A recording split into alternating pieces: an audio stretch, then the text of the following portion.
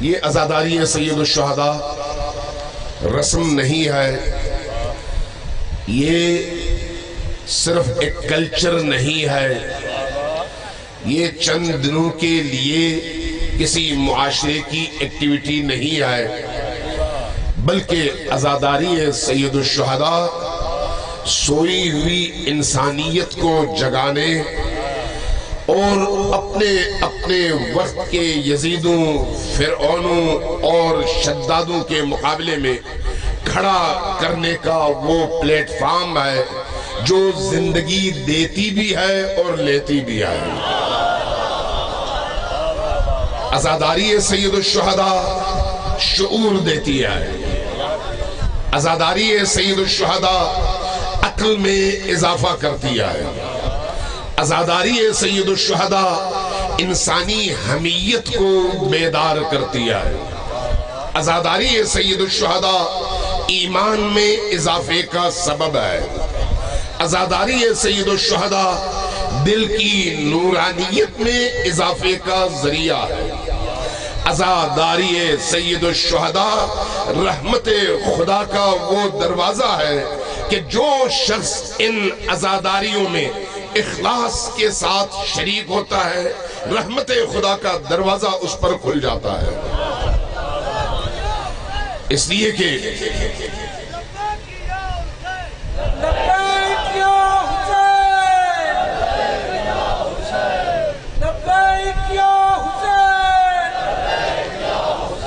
امام حسین علیہ السلام نے یہ نہیں کیا کہ صرف اپنی جان دی اور کہہ دیا کہ جاؤ اب ماتمداری کرو۔ ماتمداری حق ہے، عبادت ہے، عزاداری عبادت ہے، جس طرح سے دیگر بہت ساری عبادتیں ہیں۔ اور اگر اس سے آگے بڑھ کر ایک اور جملہ عرض کروں تو عزاداری مستحب عبادت ہے۔ کوئی بھی فقیہ، کوئی بھی شیعہ عزاداری کو واجبات دینی قرار نہیں دیتا، سب کہتے ہیں مستحب ہے، اور اس کے مقابلے میں نماز فرض ہے، روزہ فرض ہے، حج فرض ہے، دیگر عبادات فرض ہیں۔ لیکن عزاداری سید الشہداء میں ایک ایسی خصوصیت ہے جو دیگر عبادات میں نہیں ہے۔ وہ کیا ہے؟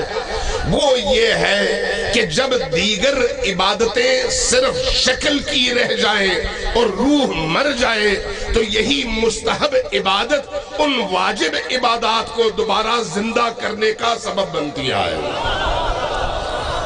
عزاداری سید الشہداء نماز کو زندہ کرتی ہے، زندگی دیتی ہے، حج کو زندگی دیتی ہے۔ ورنہ 60 ہجری میں ایک بہت بڑا اجتماع تھا مکہ کے اندر، لیکن حسین ابن علی نے حج کو چھوڑا اور اس راہ کو اپنایا جس راہ کے نتیجے میں سر تو کٹے لیکن جھکے نہیں۔